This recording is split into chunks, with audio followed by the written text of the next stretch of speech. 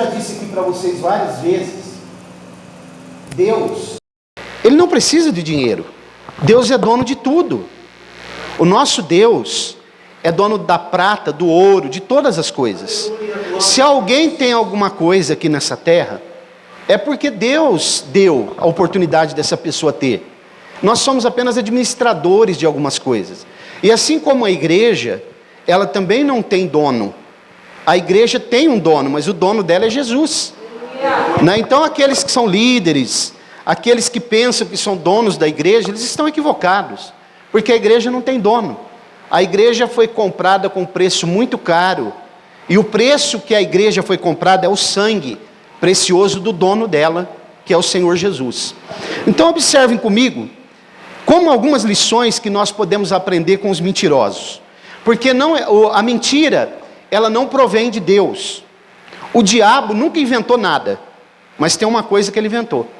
Ele é o pai da mentira. O pai significa que ele gerou a mentira. Então observe comigo, algumas lições aqui. Toda pessoa que mente, irmãos, toda pessoa que mente, se eu estiver aqui pregando mentira, a minha casa vai cair.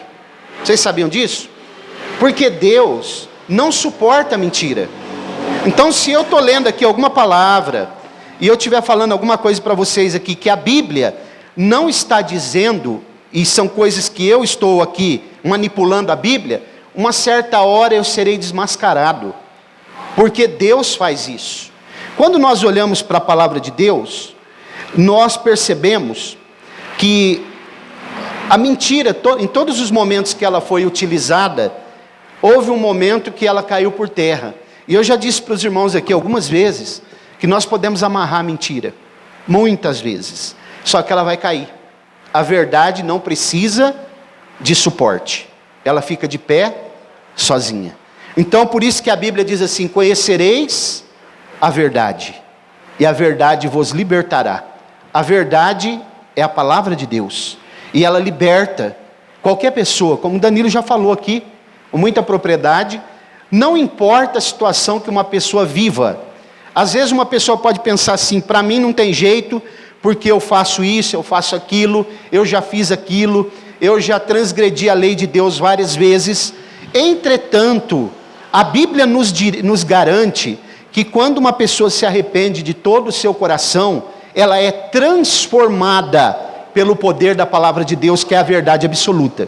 Então, esse casal aqui, chamado Ananias e Safira, eles tinham uma vida dúbia.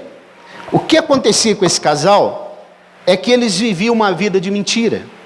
O que eles faziam? Em casa, eles eram totalmente diferentes daquilo que eles eram na igreja. Isso acontece com muitas pessoas. Não estou dizendo aqui, nós aqui, eu estou falando no âmbito geral. Pessoas que dizem professar o nome de Jesus, dizem ser crentes, mas que na verdade vivem uma vida totalmente fundamentada na mentira. Em casa, eles eram mal intencionados, esse casal aqui. Na igreja, eles tinham aparência de fiéis. Na igreja, eles tinham aparência de piedosos. Entretanto, todavia, eles não eram nada daquilo que eles aparentavam ser na igreja. E eles se esqueceram do que está escrito no Salmo, Salmo número 1, verso 5. Vamos dar uma olhada no que diz o Salmo 1, verso 5. Para a gente fazer uma reflexão nessa noite, como é sempre melhor falar a verdade. A verdade, às vezes, ela pode trazer alguns incômodos para nós. Mas no final, as coisas vão se ajustar. Quando eu prefiro enveredar para o caminho da mentira, aí eu terei grandes problemas. Olha lá, ó. Pelo que os ímpios não subsistirão no juízo, nem os pecadores na congregação dos justos. Os pecadores, quando a gente lê o Salmo primeiro, muita gente pensa que os pecadores são as pessoas que estão lá fora. Entretanto, o que o salmista diz no Salmo 1, os pecadores são aqueles que estão na igreja e continuam na prática, na prática do pecado. Porque qual de nós aqui não peca? Nenhum de nós aqui deixa de pecar. A todo momento nós estamos pecando, por palavra, por atitude, por pensamento. Só que o problema que o salmista ele está trazendo é quando eu estou na igreja, é quando eu estou na congregação, quando eu faço parte da membresia da igreja, mas eu continuo na prática do pecado, uma vida pecaminosa. E é certo, irmãos, alguém diz assim, há um ditado aí fora, que diz assim, que a mentira tem pernas curtas, mas eu vou dizer para vocês, a mentira nem perna tem, porque ela não vai conseguir ir muito longe, ela não vai andar, a qualquer momento a mentira vai cair por terra. E o que nós estamos vendo, né? Até aqui no nosso país mesmo, a gente liga a TV, na internet, o que a gente vê de mentira, né? Conhecereis a verdade. Essa palavra verdade hoje, ela é relativizada, porque há um conceito pós-moderno, que é chamado pós-modernismo, relativismo, que eles dizem assim, não há verdade absoluta. O que é verdade para você pode não ser verdade para mim. Por exemplo, se eu disser assim, que alguma coisa que transgride a lei de Deus é pecado, alguém pode dizer assim, não, mas eu não penso assim, porque a Bíblia é um livro ultrapassado. Você vê que um pastor, um líder, estava dizendo que essa palavra que nós acabamos de ler é apenas uma narrativa. Então significa que ele está relativizando as Escrituras. A palavra de Deus, irmãos, é a verdade nesse mundo caído, corrompido, e a palavra de Deus nos garante a salvação através do arrependimento. Deus pode transformar o mais vil pecador, aquele que está perdido no fundo do poço, às vezes já desceu um alçapão no fundo do poço, ele pode estar encarcerado, ele pode ter cometido qualquer coisa. Se ele se arrepender e ele professar a fé em Jesus, ele pode ser transformado, porque o evangelho verdadeiro, ele garante isso. Então observe, a Bíblia nos diz aqui, que esses dois cidadãos, eles venderam uma propriedade, um pedaço de terra, uma herdade, e era costume na época, ninguém faça isso hoje, viu? A não ser que Deus tocar no teu coração, e você dizer assim, ó, eu vendi tal coisa, eu vou dar uma oferta para a igreja. Não faça isso se Deus não tocar no seu coração, porque ninguém pode ficar pedindo para você entregar os teus bens na igreja, porque isso não é o que o evangelho ensina, a não ser, eu já conheci irmãos que venderam casas, venderam alguma coisa, entregaram o dízimo, entregaram uma oferta, mas isso daí não é o que está em prática hoje, uma pessoa vender a sua propriedade e depositar lá aos pés dos apóstolos. Isso era feito na igreja primitiva, e eles venderam agora observe, ninguém pediu para eles vender a propriedade, estava em poder deles. O que eles queriam fazer, era de um certo modo, hipócritas como eram, eles queriam se aproveitar dessa situação, e eu quero ver algumas lições com vocês aqui. Primeira coisa, o coração deles era enganoso, o coração enganoso. Irmãos, quando nós temos um coração enganoso, é muito sério. Deus não suporta o ser humano que tem o coração enganoso, e a Bíblia diz que nem nós mesmos conhecemos o nosso coração. Lá em Jeremias ele diz que Deus conhece o coração do homem, porque o coração do homem é enganoso. Então quando eu falo algo, que o meu coração não diz a mesma coisa, o meu coração é enganoso. Porque a Bíblia diz assim, quando Jesus cita, sim, sim, não, não, na verdade, ele está falando que o meu coração, a minha boca, deve falar a mesma coisa que o meu coração está dizendo. Isso se chama sinceridade, quer dizer, algo sem máscara. A Bíblia diz que, no caso deles, eles tinham essa propriedade, eles não eram obrigados a vender a propriedade. O que eles fizeram?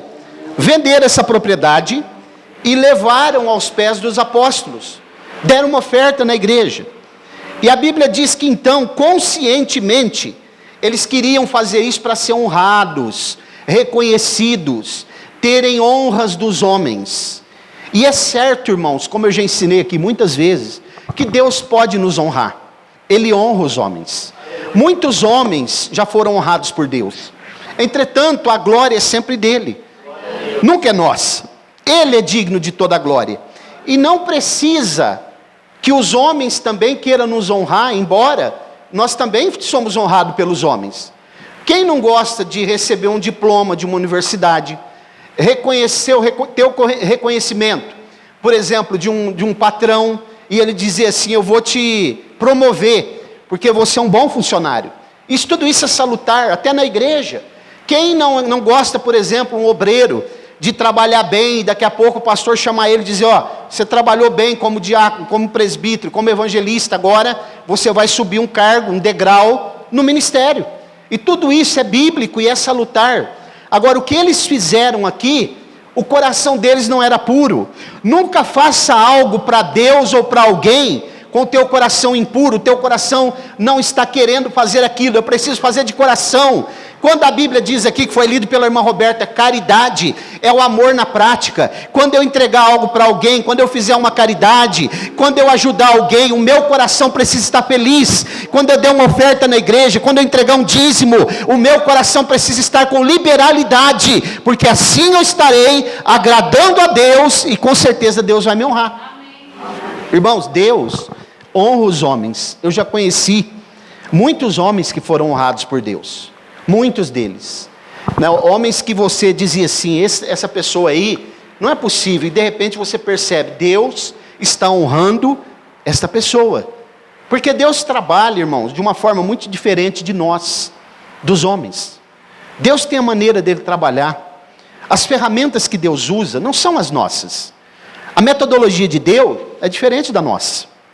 Deus, ele trabalha às vezes de um modo que nós não conseguimos entender. Como Jesus lavou os pés dos discípulos, e Pedro não queria que os pés dele fossem lavados, e Jesus disse: eu tenho que lavar os teus pés, e ele disse: o que eu faço agora, vocês não entendem, mas depois vocês vão compreender. Então o jeito que Deus trabalha, tem momentos que nós não compreendemos. Se a gente for começar a analisar, né, aquilo que eu falei a semana passada, por que alguns Deus está livrando da morte e outros não? Porque Deus está... O caso desse pastor Marcos mesmo, por que Deus permitiu que o filho e a esposa dele morresse, e ele em estado grave? Nós não sabemos, nós não temos todas as respostas, mas nós temos que trabalhar diante de Deus e dos homens, com o nosso coração puro. Sabia que tem um homem na Bíblia, aqui no mesmo Atos dos Apóstolos, chama Simão. Simão, ele era um mágico, e um dia ele tentou comprar o dom do apóstolo Pedro, com dinheiro. Ele queria pagar Pedro e dizia assim: você ora por mim, e eu quero o seu dom para mim. Pedro disse para ele: ora, dobra o teu joelho para que porventura Deus te perdoe. Você não tem parte neste ministério porque o teu coração é sujo. Pedro falou isso para ele. Simão, o mágico, ele vendia as coisas espirituais. E o que tem de pessoas vendendo as coisas espirituais? Então o coração do homem, primeira lição que eu aprendo aqui, é que o coração do homem, primeira lição, melhor, um dia a casa vai cair, né? Que nós vamos ser desmascarados. Segundo, o coração do homem é enganoso. E, em outras palavras, o que aconteceu com esse casal é que eles deixaram se enganar pelo próprio coração deles.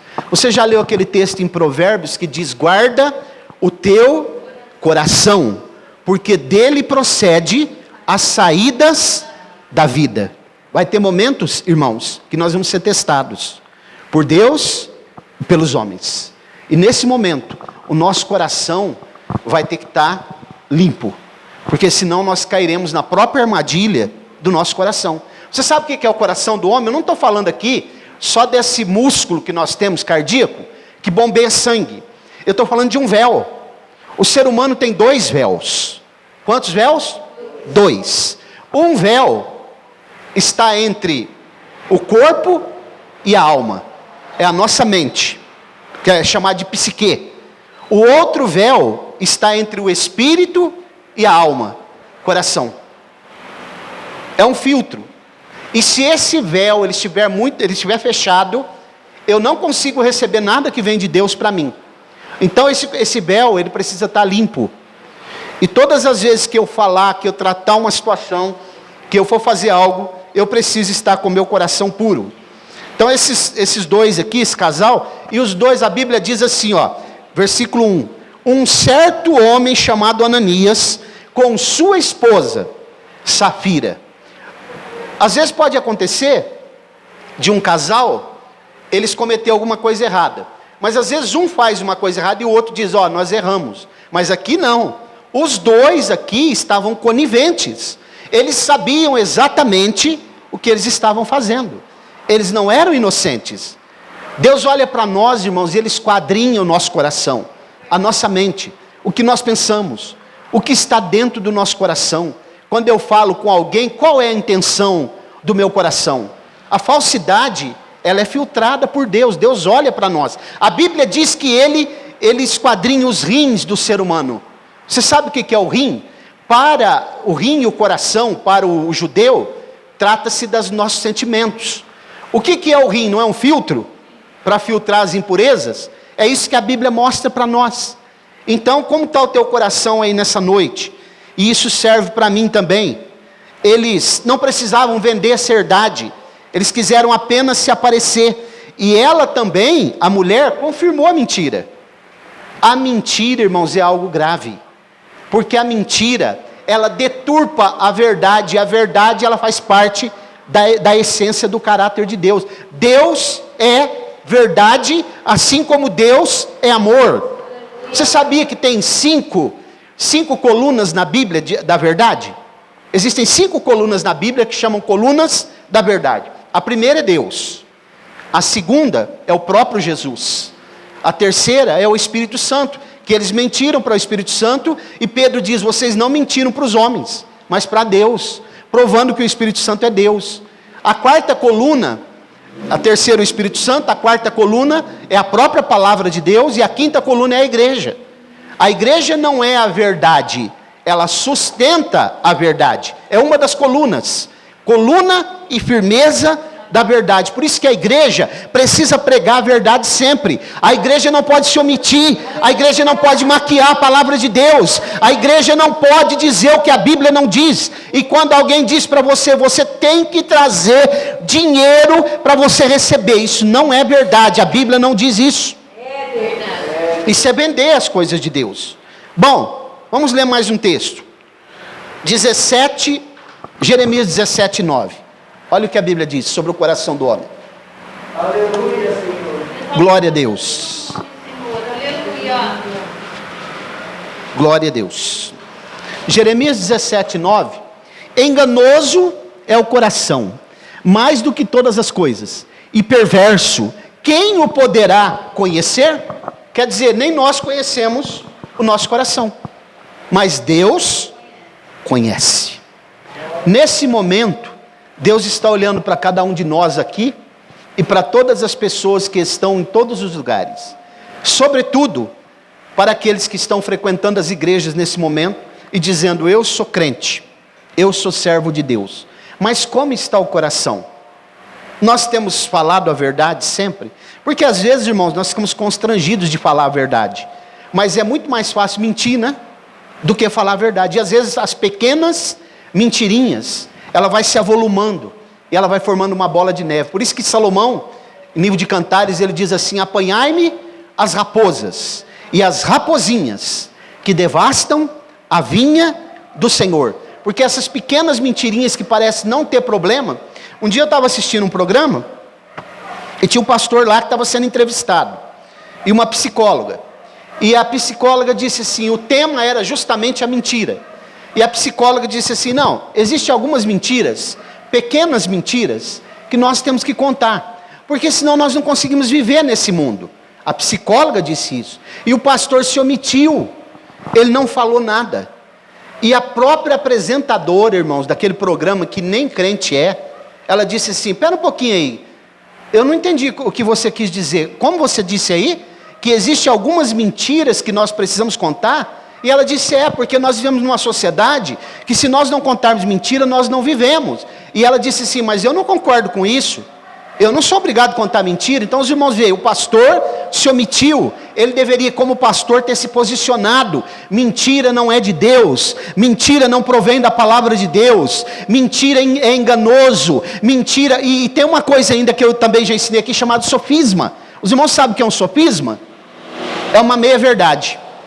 Meia verdade. Vamos supor, Danilo está ali, ele tem o carro dele, Eu já dei esse exemplo aqui. E eu peço, Danilo, você pode me levar em Barretos com o seu carro agora? E ele fala para mim, pastor, eu não vou poder levar o senhor, porque o meu carro não tem gasolina. E é claro que ele está falando uma meia verdade, porque o carro dele é flex. Não tem gasolina no carro, mas tem álcool no tanque dele. Isso é sofisma. Isso é muito usado pelas seitas. É um modo sutil de mentir, contar uma meia verdade. Então, irmãos, como eu sempre falo para vocês, vocês já viram uma mulher meio grávida? Já? Você já viu o médico dizer assim, ó, a senhora está meio grávida? Já viu, irmã Antônia? Ou está grávida, ou não está. É isso que a palavra de Deus nos mostra. Esse casal, mais uma terceira lição aqui, eu estou indo para o fim. A pior coisa, irmãos, que pode haver, que Deus não aceita, é você... É melhor não fazer nada para Deus, do que fingir que está fazendo. É o que eles fizeram aqui. Eles fingiram que estavam fazendo a obra de Deus. É melhor não fazer, do que fingir que está fazendo. Como que foi que Deus falou, Jesus falou com a igreja de Laodiceia? Não és quente, nem frio, és morno, e por ser morno, eu vomitar-te-ei da minha boca. Tem um certo pregador famoso que ele pregou uma mensagem à igreja que deixa Jesus doente. Porque, irmãos, aquele que não quer fazer, aquela parábola que eu já ensinei vocês aqui, que o pai disse para o filho assim, filho, vai trabalhar na minha vinha? E ele disse, já vou. Não foi. Fingiu que estava fazendo e que ia, mas não foi. O outro, ele disse, vai trabalhar na minha vinha? Ele disse, não quero. Foi sincero.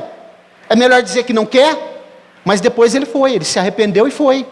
Então, irmãos, o que a Bíblia está nos ensinando aqui nesta noite, esse casal não foi fulminado, eles não morreram, não foi pena de, aqui é uma pena de morte, mas não aconteceu isso pelo fato deles entregarem metade da herdade, mas pelo fato deles mentirem para Deus de forma conivente. Os dois estavam combinados de fazer a mesma coisa. Então é melhor eu dizer não, eu não posso.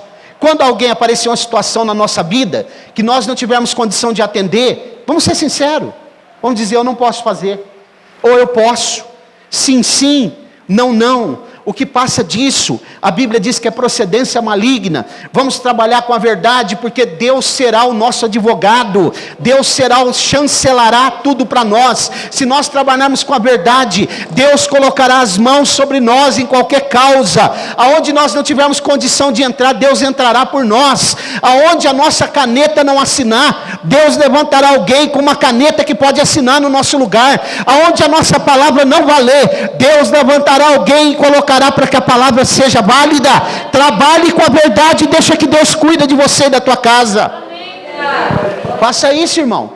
Agora, se eu omitir algo, se eu pego e utilizo a mentira para eu acobertar qualquer tipo de situação que acontece na minha vida, na vida da minha família, quando chegar o momento que a casa cair, vocês acham que Deus colocará sua mão ali? O que vocês acham?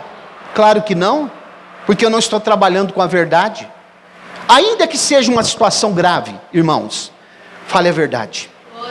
Sempre. A verdade predomina. A verdade é salutar. A verdade é remédio. A verdade traz estrutura. Não adianta mentir, porque a mentira vai aparecer. Não adianta. E às vezes eu vou mentir e dizer assim, bom, eu vou resolver essa situação aqui. Lembram daquele livro que eu até já indiquei para vocês aqui? O que Jesus faria em nossos passos? O que Jesus faria, irmãos, no nosso lugar? O que ele faria? O que será que Jesus faria nas situações da vida? Naquilo que nós precisássemos fazer? Às vezes surge uma situação, né? Pode surgir. A gente vai marcar uma consulta, ou a gente vai fazer algum negócio, alguma coisa, e às vezes alguém até fala para nós, ó, fala que é assim, porque se você falar que é assim, não vai dar certo. Já aconteceu com vocês isso? Comigo já. Um dia eu fui comprar um celular, irmãos, lá em Barretos. Estava minha sogra e minha filha comigo. E eu ia comprar no nome dela, da minha sogra. E aí, quando chegou no momento de comprar o celular, sabe o que o moço falou para mim, o vendedor? ó, o senhor vai ter que falar que esse celular é presente. Como assim? Não, porque se o senhor não falar que é presente, como a dona Antônia já comprou alguma coisa aqui semana passada, então o gerente não vai liberar. Eu falei, então pode desmanchar o negócio. Não vou levar então. Não, mas é só o senhor falar que é para presente. Não, mas é para mim o celular. Eu não vou falar que é para presente, se é para mim. E aí quando chegou lá no gerente, ele falou assim, não, dona Antônia, como a senhora é uma boa cliente aqui, tudo bem, pode passar o celular. Aí se eu falo que era para presente, Deus estava olhando para mim. Mas isso aí não tem nada, pastor, é uma pequena mentira. Mas não é verdade. Eu tenho que trabalhar com a verdade sempre. Porque Deus vai me testar. Os irmãos já pensaram, irmão, vocês confiariam? Se vocês descobrissem que eu estava pregando mentira para vocês aqui? Vocês confiariam num líder assim? Aquele pastor lá, ele fala mentira para nós. Já pensou se um dia vocês descobrirem que eu estou ensinando mentira para vocês aqui?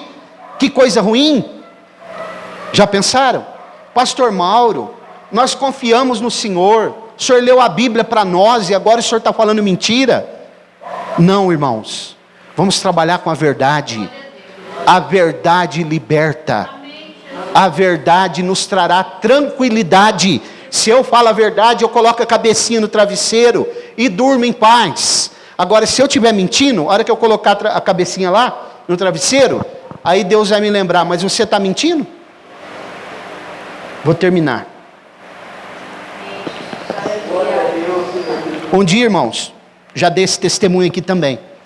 Eu estava lá em São Paulo, numa escola bíblica, na igreja, tinha 4.000 pastores lá.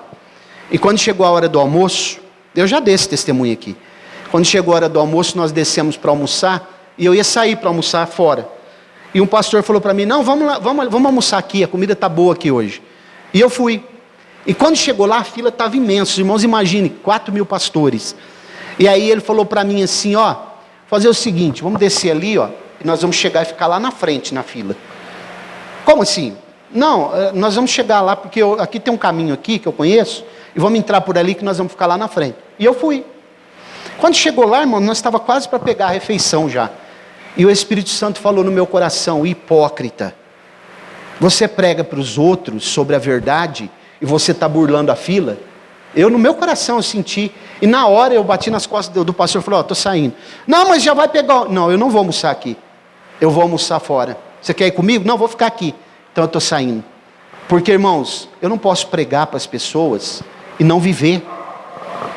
Deus fala conosco no nosso coração. Você já fez alguma coisa errada e de repente você percebeu, errei. É o Espírito Santo que faz isso. O Espírito Santo nos dirige. O Espírito Santo nos mostra o caminho, sabe por quê? Porque Ele nos ama. Ele quer que nós andemos corretamente, porque Ele nos ama, como foi dito aqui nessa noite, de forma incondicional, e Ele está pronto para estender as mãos, nos orientar e nos guiar no caminho, mas nos esforcemos para andar de modo correto. Você pode dizer amém? Amém. Coloque-se de pé, por favor. Quem tem ouvidos para ouvir, ouça. Vamos orar. Soberano e eterno Deus, no nome de Jesus, te agradecemos por essa